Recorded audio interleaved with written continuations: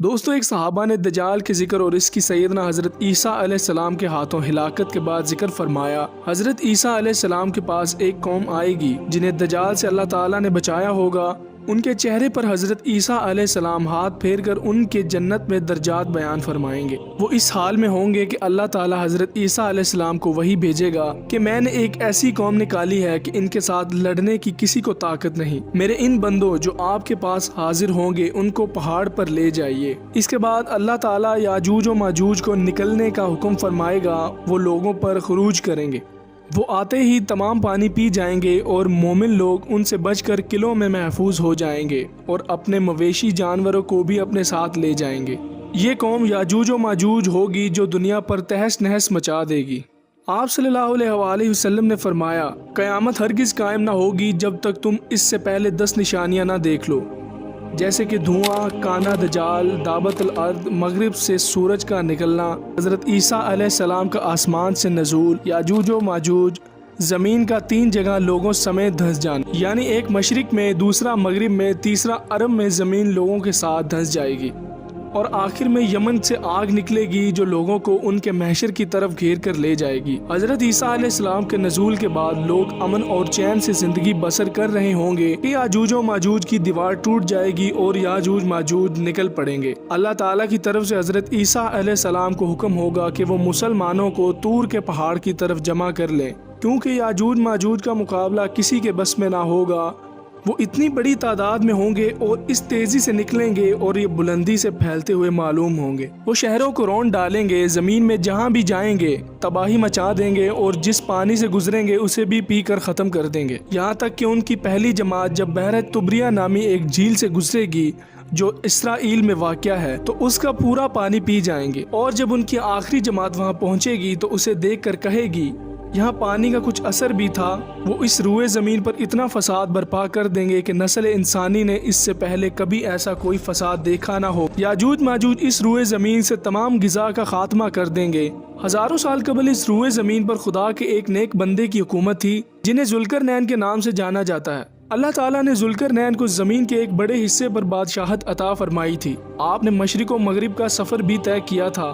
مؤرخین کے مطابق ذوالقرنین کے نام سے قرآن مجید میں جس شخص کا ذکر آیا ہے دراصل وہ ایران کا عظیم بادشاہ خرس تھا جسے سائرس بھی کہا جاتا ہے۔ جب حضرت ذوالقرنین نے شمال کا سفر کیا تو آپ کا گزر مشرقی ترکستان اور منگولستان سے ہوا۔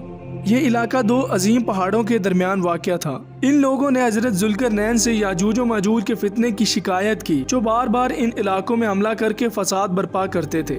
چنانچہ حضرت ذوالقرنین نے ان لوگوں کے لیے اور اس فتنے سے بچاؤ کے لیے ان پہاڑوں کے درمیان ایک مضبوط دیوار قائم کروائی جو کہ لوہے اور پگھلے ہوئے تانبے سے تیار کروائی۔ دیوار تعمیر کرنے کے بعد حضرت ذوالقرنین نے اللہ پاک کا شکر ادا اور لوگوں کو بتایا کہ یہ دیوار وقتی طور پر ایک خاص مدت تک ہی آپ لوگوں کی حفاظت کرے گی، لیکن ہر چیز فنا ہو کر رہتی ہے، لہٰذا ایک دن یہ دیوار بھی ٹوٹ جائے گی اور یاجوج ماجوج ان علاقوں سے نکل کر تمام دنیا میں پھیل جائیں گے، جیسے کہ اللہ رب العزت نے قرآن پاک میں ارشاد فرمایا ہے، یہاں تک کہ یاجوج ماجوج کھول دیے جائیں گے اور وہ ہر بلندی سے دوڑتے ہوئے آئیں گے اور سچا وعدہ قریب آ لگے گا۔ ان کے کھول دیے جانے کا مطلب ہے کہ وہ دنیا پر اس طرح ٹوٹ پڑیں گے جیسے کوئی شکاری درندہ یکا یک پنجرے یا بندھن سے چھوڑ دیا گیا ہو۔ وعدہ حق پورا ہونے کا وقت قریب آ لگے گا۔ اس کا ارشاد صاف طور پر اس طرف ہے کہ یاجوج ماجوج کی یہ عالمگیر یورش آخری زمانے میں ہوگی اور اس کے بعد جلد ہی قیامت برپا کر دی جائے گی۔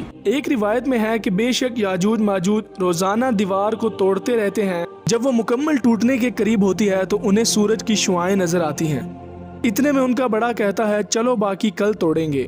اگلے دن اللہ اس دیوار کو پہلے سے بھی زیادہ مضبوط بنا دیتا ہے۔ جب ان کی قید کی مدت ختم ہو جائے گی اور اللہ انہیں لوگوں کے سامنے ظاہر کرنا چاہے گا، اس دن جب وہ سورج کی شعائیں دیکھیں گے تو ان کا بڑا کہے گا چلو انشاءاللہ باقی کل توڑیں گے۔ جب وہ اگلے دن آئیں گے تو انشاءاللہ کہنے کی برکت سے دیوار اسی حالت میں ہوگی جس میں وہ چھوڑ کر گئے تھے۔ یوں وہ باقی دیوار توڑ کر باہر آ جائیں گے اور دنیا میں قتل و غارت مچا دیں گے۔ ہر انسان کو یکا یک مارنے کے بعد اور ہر جاندار چیز کو ختم کرنے کے بعد کہیں گے اہل زمین پر تو ہم غلبہ حاصل کر چکے، آؤ اب آسمان والوں سے جنگ کریں۔ مسلم شریف کی ایک روایت ہے کہ یاجوج و ماجوج کہیں گے ہم نے تمام اہل زمین کو مار ڈالا، اب چلو آسمان والوں کو بھی قتل کر دیں۔